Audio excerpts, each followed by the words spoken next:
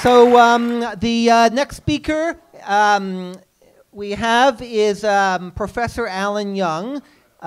For those of you, Alan Young, everybody in this room knows who Professor Alan Young is. He's a legendary source, legal.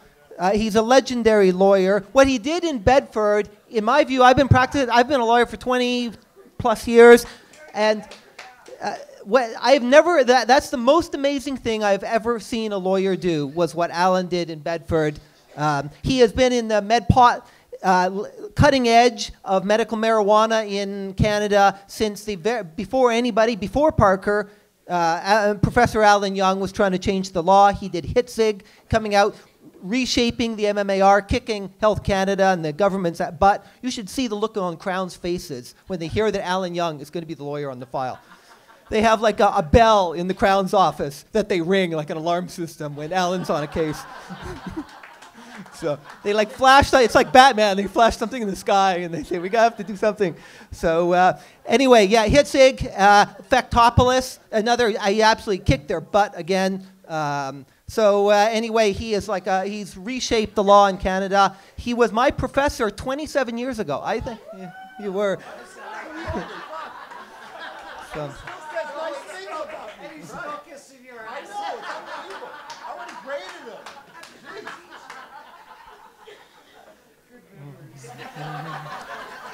So anyway, Alan Young, and he's also the vice president of NORML Canada. He's on the board of directors. So the big decisions we make, sometimes we require urgent assistance for the board to guide us, because we take our responsibilities really seriously. People give their time and their money, and they say, you know what NORML's doing, we got to get behind it. So rest assured that we take our job very seriously, and we welcome all other serious activists to come and join us. But anyway, so please welcome Alan Young.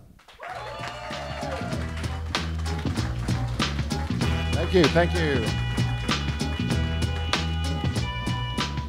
That's like the music of a game show. I got to give something away. Thank you very much. That was very kind. Thanks to all of you. Thanks for Dom for letting us use this space, and Chris for arranging it, and everybody. That's great. I'm not really sure what to talk about. I've been talking about this for so long, and I'm going to tell you something that's going to make me feel really old, but I want to tell you. It was 42 years ago today. 42 years ago today, on last week in September, I became a cannabis activist because of my mother. Because what happened was this. I was reading a lot about marijuana. It sounded like something I wanted to try. People told me I couldn't really listen to Sgt. Pepper's unless I was high. I should do that. And I had no source of marijuana. I was in a private school. I was very sheltered. I had no idea, but I read a lot. So there was a book by Abby Hoffman called Steal This Book. And okay. So at the back of the book, he talked about legal highs. So he's reflecting on that Mellow Yellow song by Donovan, right? And said, look, people can get high by scraping the whites of banana peels and drying it up and smoking it. I'm thinking, okay, I got bananas, I can do this. So my parents went out for the afternoon. We had a kitchen in the basement. I went downstairs, scraped it, dried it out, tried to roll it. Every time I went to smoke it, it was too wet, right? So I keep trying, and then the doorbell rings, and it's my uncle. So I run upstairs, and I have to entertain my uncle, and I left the joint downstairs. My mother comes home, she finds the joint. So she brings it up and says, okay, Alan, I know you're smoking marijuana. We should talk about this. I couldn't tell her I was smoking a banana because I was afraid her response would be, okay, that's a psychiatric issue. So, we'll have to do something. So I said, you caught me. And you know what? She did the right thing. For every day, for 6 months, she would cut out newspaper articles and say, here's what's wrong about marijuana. And it was so overwhelming what she was showing me, I knew it couldn't be true. I was only 14 years old, but I knew there was something wrong with this, and that's what converted me to an activist, because I was determined from an academic perspective, I hadn't smoked marijuana yet, to find out if there was any truth to any of this bullshit she was showing me. So thanks, Mom. I know she regrets what happened. It didn't really play out the way she wanted to, but it's been 40 years that I've been fighting for this, and I stand here today and I think, I don't know what to say to you people. It seems like a very auspicious time, right? We're on the cusp of an enormous change. But all I can remember is the Who song, Won't Get Fooled Again, is in my head. And it's haunting me. And it's funny, I met with John this morning, and John's my vintage too, and he goes way back, and he knows this stuff. And he had all this memorabilia. And he shows me an article from 1979, and I remember this so well, just coming out of high school, thinking the world is going to change. 3 parties backed decriminalization of marijuana. 3 parties, and nothing changed, did it? Thanks, John, for reminding me of how tragic our history is. Look, what history tells us, and I just want to talk a bit about history and then about current times. History tells us 2 things. History tells us don't get so excited. The promise of change is undercut by things like that. There's been many promises. We've been here before. But history also shows us that change is inevitable. This law has never sat on a valid foundation. Never. Okay? For a quick history lesson, 1923 we create the law. It was created because of fear of visible minorities. It had nothing to do with science or any understanding of marijuana. And all the prosecutions until the 1960s were all visible minorities, and nobody gave a shit, right? Because it just were the outsiders. It took the 60s and all these white middle-class kids to start smoking, then everybody started calling for reform. You had the Dane Commission, the Schaefer Commission, because our kids were using marijuana and we didn't want to demonize them. And things should have changed in the 70s as everyone was recommending reform. And then unfortunate things happened because, you know, a lot of life is about fortuity. Things just happen. 3 things. Reagan. Okay? So Reagan had to give Nancy Reagan some portfolio because First Lady has to have one. She has no capabilities, so he gave her the war on drugs, and she's the one who came up with just say no. That was the mantra for the 1980s, the most bizarre mantra in the world. It's like going into a psychiatric facility with the people who are depressed. Just cheer up. Like that's a solution to anything, just say no. Then Canada got Mulroney. And his mantra, though he never said it, was just say American. He just would do whatever Reagan wanted to do. And that decade of the 80s was filled with so much hysteria. I remember really watching the newspapers closely in the late 70s as how they tried to drum up opposition to what looked like reform of marijuana laws. And then in the 80s, they looked for any story to scare people. And I remember in Toronto the story of Benji Hayward. Had nothing to do with pot, it was LSD. Goes to a Pink Floyd concert, LSD, Pink Floyd seems like a good combination, but he did end up drowning in Lake Ontario. It happens. Tragic things happen. Hey, tragic things have happened with pot. We don't want to recognize that, but it's quite infrequent. So what governments do is they take one story, they extrapolate to the general population, they scare the hell out of you that everyone who takes drugs is going to become Benji Hayward. So we entered into the dark ages in the 1980s, where it didn't seem like anything good would come of it. How did we get out of the dark ages? It's a cultural change, because even though it was the dark ages, people didn't stop smoking. Consumption went down slightly, but it was always still there in the shadows. So culturally, it started to change. As you notice, people would start to joke more about cannabis. Cheech and Chong became a little bit more popular. So people like John and I started to use the law for social change. Why? Because it's all I know how to do. That's what I'm trained to do. 2, I have absolutely no trust and belief in politicians. 3 parties promise decriminalization. Give me a break. They'll tell you whatever you want to hear until such time as they have to make a decision, and they'll find 4,000 reasons not to do it. So I turn to the courts, not because I have that much respect for old men and women who are judges, but there's a certain neutrality and objectivity. It's not caught up in the hysteria quite as much. So the 1990s really is what changed everything and kick-started in Canada. And now we're at this stage now. For me, the most important thing was the beginning of the 90s in invalidating the drug literature laws, which allowed cannabis culture, high times to circulate. It created a dialogue. All the stuff you know about cannabis occurred because we removed the repressive sanction that said, hey, don't talk about anything that glamorizes drugs. Then John and I got involved, separate cases, and Malma Levine was there too, using the charter to challenge the marijuana prohibition. I never in a million years thought that would be successful, but I knew if we could get media attention and get the right evidence before the court, people would start to learn about marijuana. And the greatest satisfaction in my career was August 1997 when they dismissed the constitutional challenge in Clay, and the headline in the Globe and Mail said, marijuana is relatively harmless, because that's what the judge found. And that to me was the beginning of the end of this sanction. Hey, but that's 1997. We're 20 years later, and it still hasn't changed. So more work had to be done. It's probably the next phase, and maybe the most significant phase in law reform, was all the medical stuff. Because everybody understands compassion and the need to use medical treatments that work for you. It was the easiest cases I've ever done in law. Hey, judges are all old men and women. I'm talking about cannabis and arthritis. They're going, oh, geez. You know, what if I want to use arthritis? I'm going to let the government tell me no? So we managed to normalize marijuana beyond recreational use into medical use. And here's the thing about medical use. If it's good for medicine, it means it's relatively safe, right? And if it's relatively safe, then what's the recreational prohibition all about? So we've really managed to sort of unravel a lot of the mythology through the medical stuff. But quite frankly, that's as far as the law is going to take us. The charter's not going to take us any further. It's now a pure political parliamentary decision, and we are in an election year where it is being debated, at least in a modest way. But listen, you can't be complacent and think it's inevitable. It's going to happen. Trudeau's going to get in. We're going to legalize. We're really far away from that, and a lot of work has to be done, and we only have about a month or so. But things are encouraging. I want to just share with you that I met with Trudeau. I'm not doing that much politically because I hate politics, but when he said he's going to legalize, I thought, oh, gee, I got to speak to this guy and see if I can help. Now that I'm older and people take me seriously, they didn't when I was 30 and 25, I was just a pothead, I thought I could help him. So I met with his advisors, and he showed up by surprise.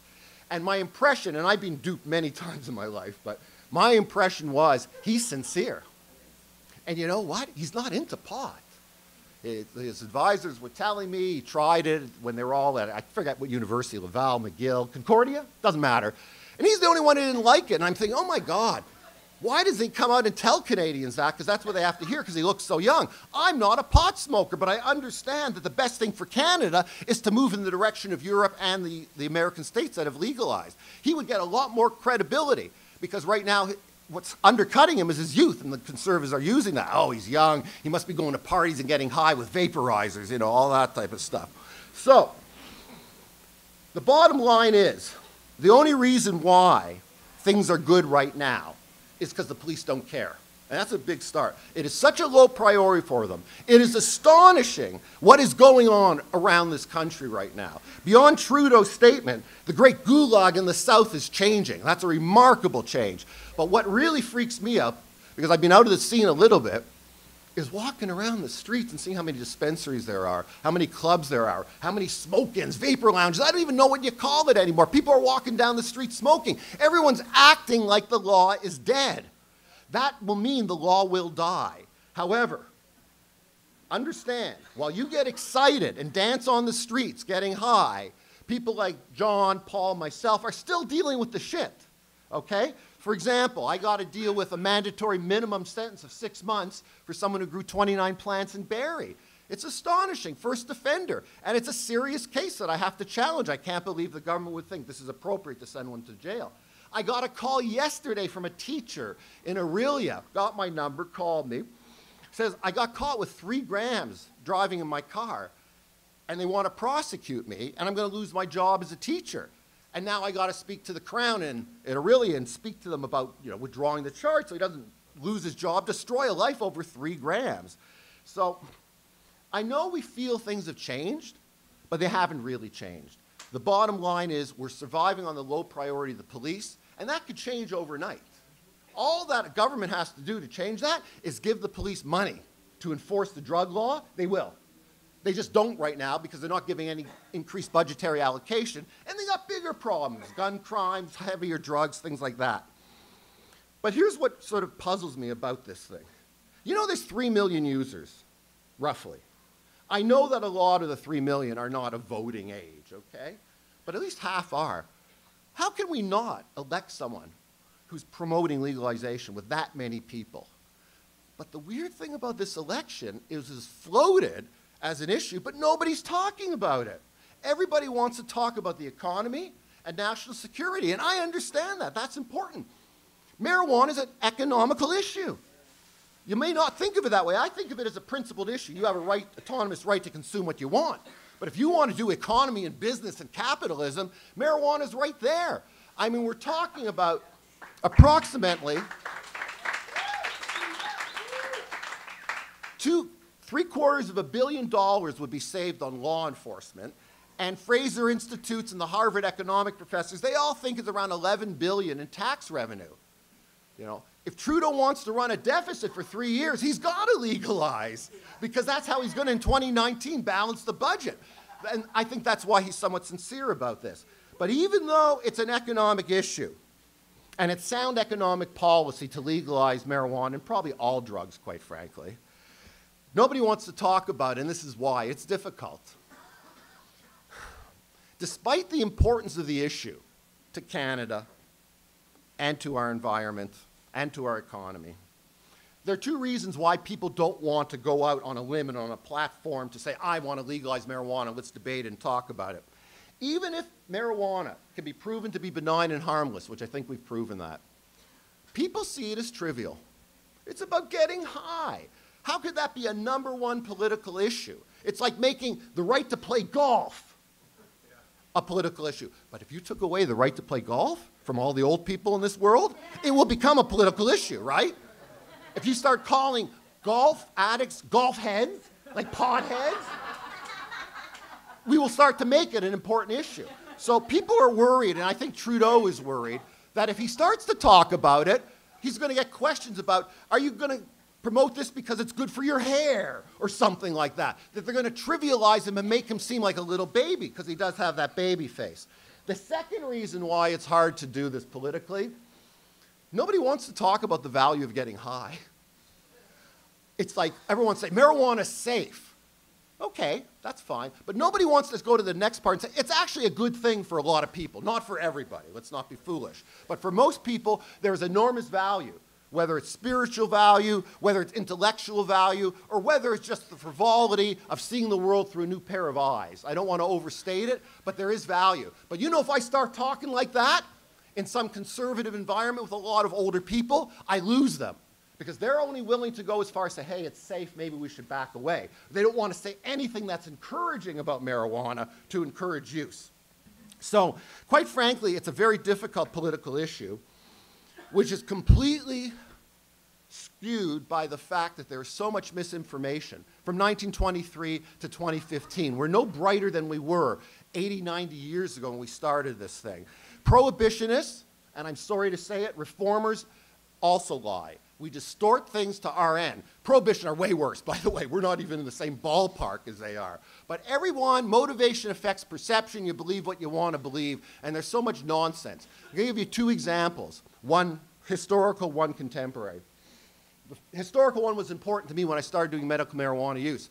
All my clients at the beginning were HIV/AIDS patients. I was given studies by the government that said marijuana impairs the immune system. I go, oh my God. I can't advance a claim for HIV patients that they should smoke marijuana. It's just going to make them more sick. So I went to do the research and found out these studies came out in the 1970s from a guy named Nahas in Colombia. And they've been thoroughly discredited. And why did Nahas create this hysteria about immune impairment? Because he had this view. He was Egyptian, and he believed that the great civilization of Egypt, thousands of years ago, it fell apart because everyone was smoking hash. There's no historical record for that. He must have been smoking hash to come up with that idea. But the reality was, he had this aversion to marijuana because he felt it hurt his culture and his ethnicity. Nothing to do with science, but for 30 years, people believed this. And it was very frightening when we started the whole medical marijuana campaign to wonder whether or not he was right. The second example I want to give you is Harper. This I can't understand, and my wife is really on me. Why don't you get more involved, more political? Why aren't you speaking more? And say, I'm leaving it for other people at this stage of my career. But Harper came out in August and finally said, I'm going to say a few words about pot, you know, to diffuse Trudeau in case he's getting popular. We do not support legalization of marijuana for 3 reasons, he says. You ready? 1, consumption in Canada has been lowered because of our penal policy. Unbelievable. Wait. Canada, per capita, we smoke more pot than anyone in the world.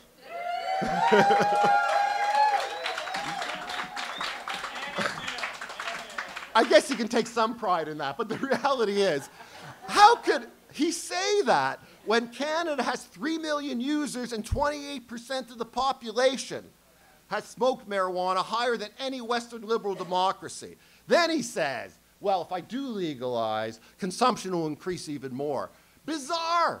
In Holland, it's a 17% consumption rate. You can walk out your house, go to the cafe, buy hash. They aren't. The forbidden fruit syndrome of making something illegal makes people want to do it, and that's why I was smoking the bananas too. I wanted to be a rebel.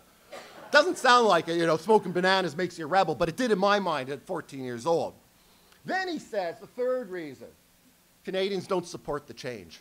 Now, here's why I'm upset, and why I'm upset with the Liberals, the New Democrats. I'm upset with everybody, including myself.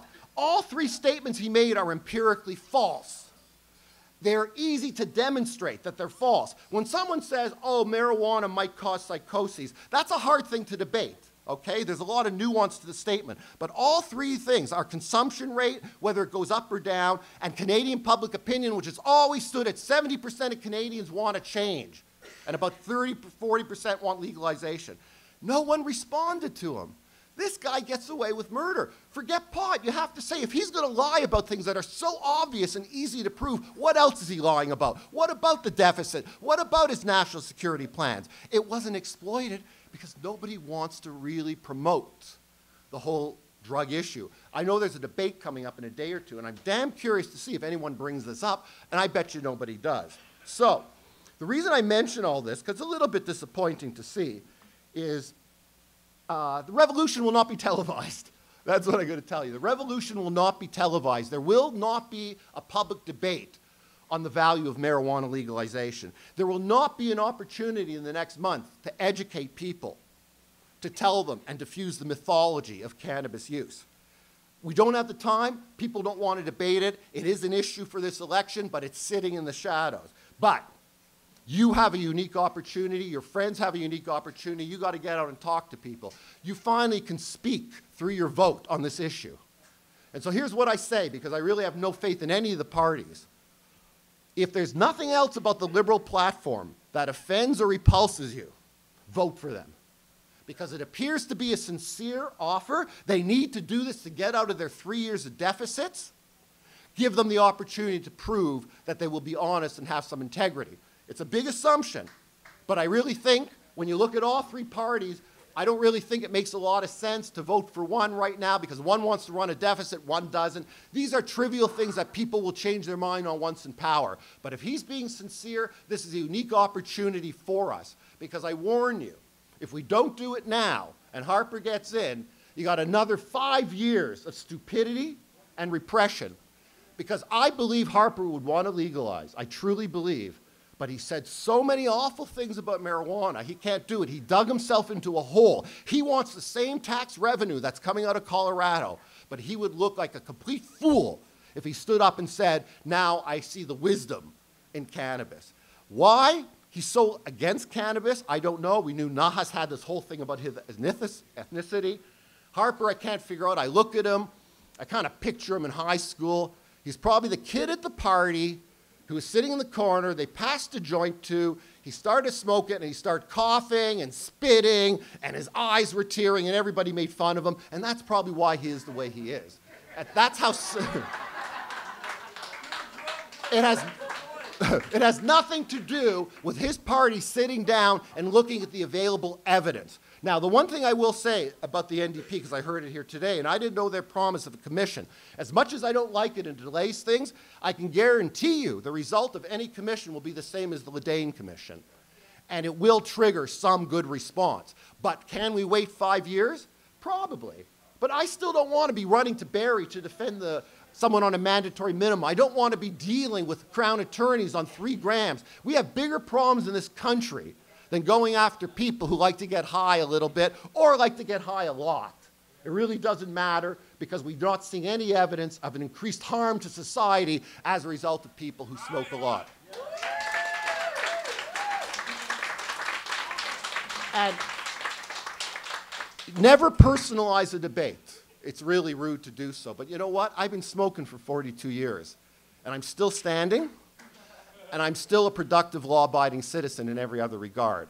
So if you really want to change the law beyond voting, start getting people you know who are venture capitalists, who are doctors, who are lawyers, who are politicians, who are police officers, who are judges. I know them. Tell them to come out and start talking. Because when Pierre Burton came out in the 2000s and said, I like to smoke pot, everybody listened and thought, oh my God, he wrote these iconic books about a railroad while high, you know? That's quite the achievement. And that's one of the reasons why we're a little bit behind the States right now, is because nobody in positions of power or influence, other than people like myself who've been out of the closet for so long it doesn't matter, nobody wants to come forward. But if Canadians knew who were the smokers in this country, they would quickly realize that it is not something that harms a country. It can only enhance the life of this country. Thank you.